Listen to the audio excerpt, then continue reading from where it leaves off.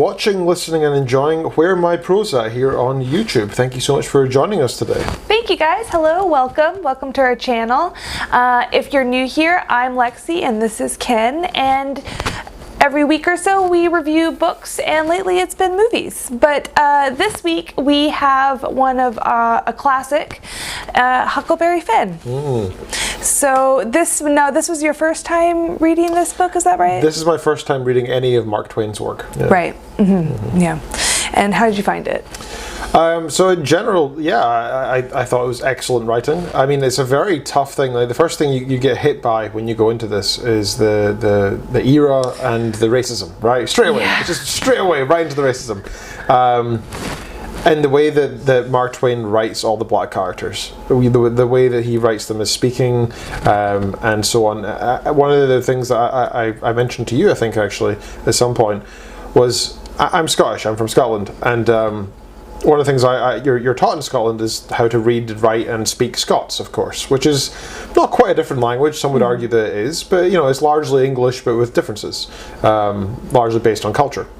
No, sorry, is it the same as Gaelic? No, Gaelic's a truly different language. Right. It truly has some similarities, of course, just like any ancestral language.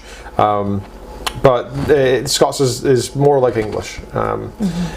And I found the way Mark Twain wrote the way that the black characters speak in this book reminded me a lot of Scots, not necessarily in any cultural sense, but more in the fact that it was still English. It's right? Interesting, yeah. But it was so deeply based in their culture and the way that the phonetics of the language, rather than anything else. So Scots is very phonetic. So when you read it as it's written, right? Like, you can say it out loud and you will be speaking in a Scots accent. Maybe not correctly, but you'd be doing it anyway, right? And I imagine it's the same with this. That's what it felt like anyway. Well, I mean, that's the one thing about America, and particularly the South, is there's a lot of different like dialects like that, like Cajun, which is a completely separate language. It feels like to me, I think it's French and like American, and I mean, I picked up a Cajun Bible once in a bookstore, and I had no idea what was going on with that. So, but that's still technically, American English. So I think what Mark Twain here was doing with the language, and I kind of read up on the story after we finished. Mark Twain gets a lot of praise for writing, this black character in a way that, he has empathy. He feels like a real person. He doesn't feel quite like a caricature. Like the relationship between him and Huck, I felt was very sweet, very kind of soft and gentle. And there was a form of love between them and a lot of friendship. And I think that was quite. That's why this book is it is kind of difficult to talk about, but for its time, from what I understand, that this book was considered to be kind of very progressive and, liberal, and that it portrayed its black character like a human. Which is so funny, because reading it today, it doesn't feel like... I think because the overuse of... Okay, we'll just come out and talk about it. We have to. Yeah, you have to. You cannot discuss Huckleberry Finn... Or any of the series without the... just prolific, and it was every page. It's a true representation of what the culture was like back then. Where if a white guy and a black guy were in a boat or a raft together for days on end, there's pretty much going to be constant racism and thoughts of racism and examples of spoken racism and actions of racism, because that's just the way it was. And it's a hard thing to read, and you often think, I don't know about you, but I cringed throughout reading this, right? Constantly cringing about the way that even just the way that the black characters spoke and such. It also felt demeaning in a lot of ways. I mean, it was very interesting though that it was written through the eyes of basically a child. Like Huckleberry Finn's like, what is he, like 14? Something like that. Like he's a kid, and it's obviously, like, I don't think he was using, when he used that word, obviously I can't say what his intention was.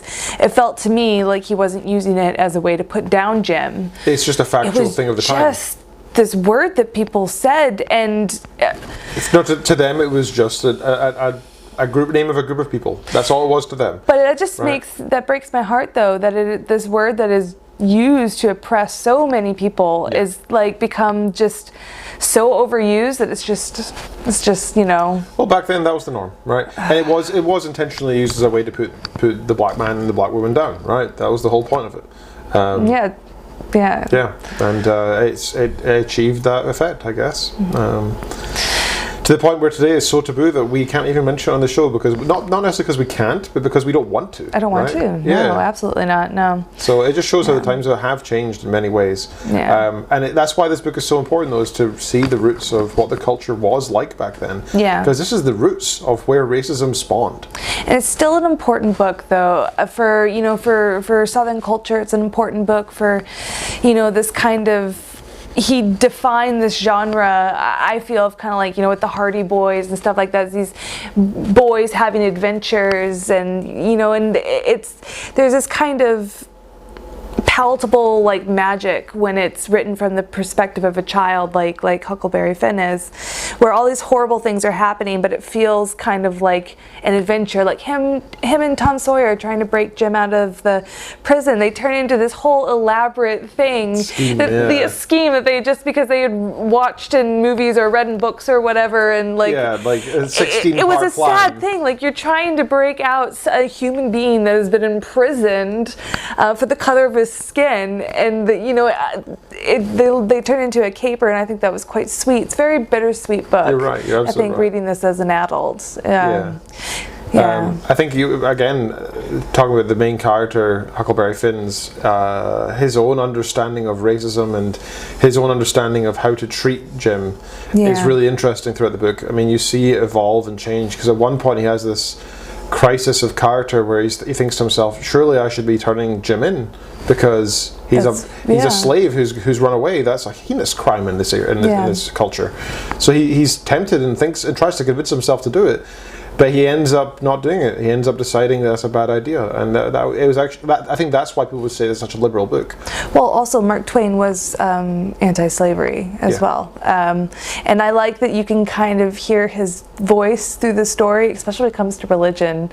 Like, the book's view on religion is quite humorous. I think there's a lot of kind of humorous parts, and I don't know. He seems like the kind of like a fun atheist to hang out with. Tom Sawyer and Huckleberry Finn are quite different books to me. Tom Sawyer is a lighter kind of happy-go-lucky boy book. It acknowledges slavery, but it is generally a happy adventure story about, childhood boyish days.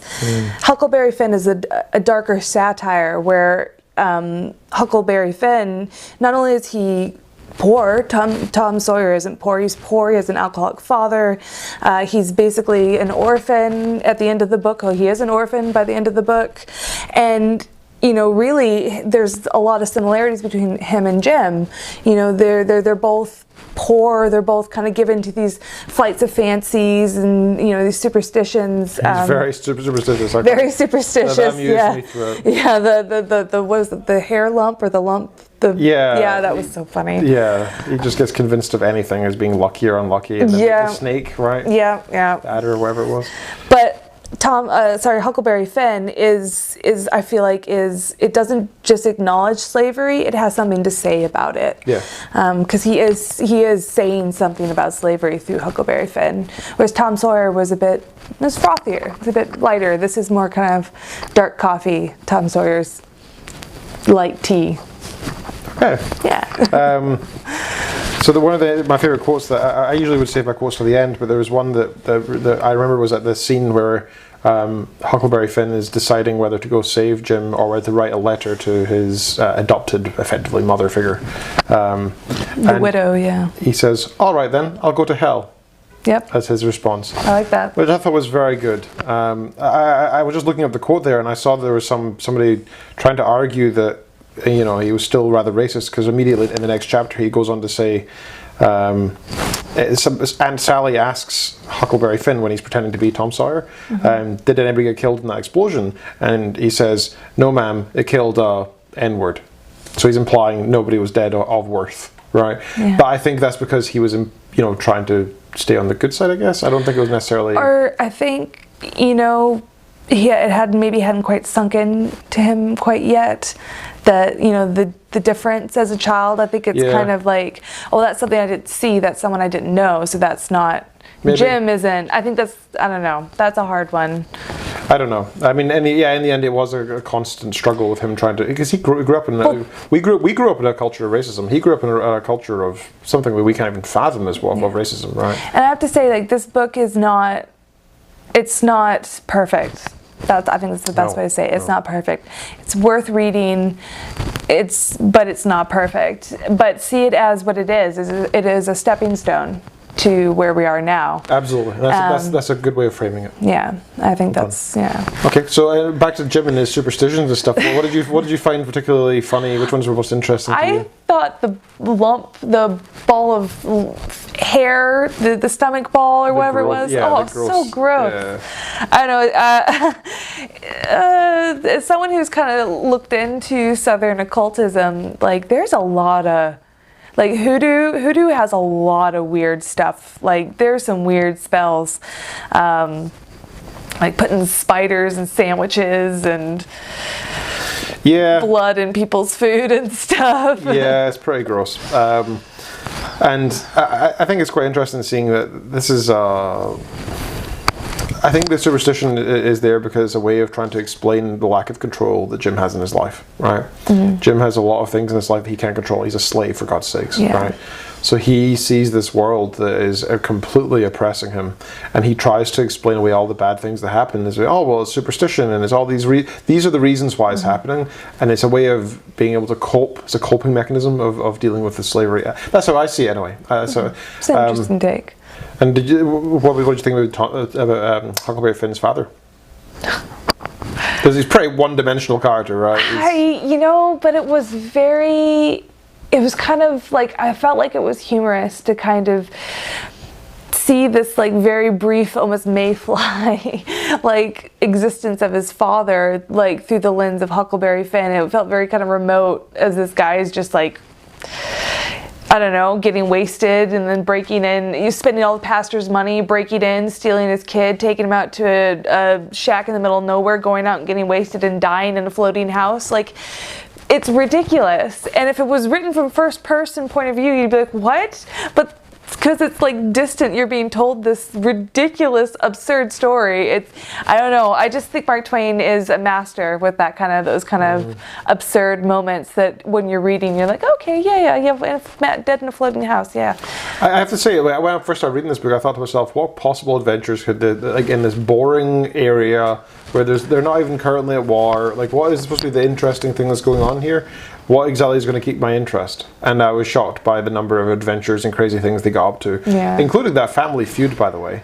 Oh, that was crazy. Crazy scene as well. I think that's like I think that was taken from, there's a real family that I believe that was based on the Hartfords and the McCoys, which is kind of funny. That was very bloody, very Romeo and Juliet. Yeah. It was Romeo and Juliet, yeah. I thought it was really good when, was it Jim who was asking him, why are they feuding? What's the purpose of a feud? What does it mean? And Huckleberry Finn responds, oh, well, it's just the way it is. They hate each other because they hate each other. And then it's repercussions back and forth until they forget why they originally hate each other, and now they just do it for the sake of it. That's what a feud is. And I thought it was a simple explanation, and it's completely right. Yeah. I enjoyed that. Yeah. No, so overall, did you enjoy the book? Would you read it again? I don't know if I'd read it again because it was such a struggle to get through. Not because it's bad. I did enjoy the book. Just the way the vernacular, the way it's written, it is quite. My poor sensibilities were trembling reading that. I really struggled to get through it. It was a good read. I made a point of listening to a lot of Southern music, instrumental Southern music and banjos and stuff, while I was reading it, and I tried to get myself into I actually read the physical book, so I didn't actually read the audiobook for once. I'm glad, because seeing the way that was written was, I think, very important. I think if somebody was just pronouncing it that way, I wouldn't have assumed. The audiobook. Oh yeah, I listened. Oh, that's right. I listened to the audiobook actually. Yeah. That was difficult, having the word. Yeah. Yeah. I think I would have rather read it. Yeah, I remember when I was listening to Lolita, the audiobook, a year and a half ago, pre-pandemic. I remember being on like public transport and I kind of edgy scene came on, and I was just suddenly like, oh god, can anybody hear what I'm listening to? This Yeah. I feel like a real creep right now. Well, you feel the lucky for exact same thing with me, this, right? it was during the pandemic, so it was just me, you know. Yeah, but if you were on the sitting couch, public transport and you have your headphones on and you listen to this audiobook and you hear the N word being said 6 times they would a minute. just assume you were listening to music. Well, that's true, actually. Yeah. They might do, but I think they can tell by the accent that it's not, though. Maybe. Yeah. So I quite enjoyed reading the physical text. It felt it's also good because this is actually a lovely gift that Ken Features gave me. That's right. It came from the Mississippi, actually. The book itself. Yeah. So it was really nice because it's a special object. So it felt additionally enjoyable to read through and parse through the pages and feel the high quality paper and everything. There's a physical sensation from reading that you don't get from audiobooks. And the other problem was it did take my pure attention. Normally when I'm doing audiobooks, I can do other things at the same time. I can go out and walk the dogs, for example. Mm-hmm. So I missed that with the physical text because I felt like I had to really dedicate 10 hours or something to actually sitting down and doing something, and that's a lot more difficult to do. Yeah. To schedule. Yeah, I agree. So what was your final rating?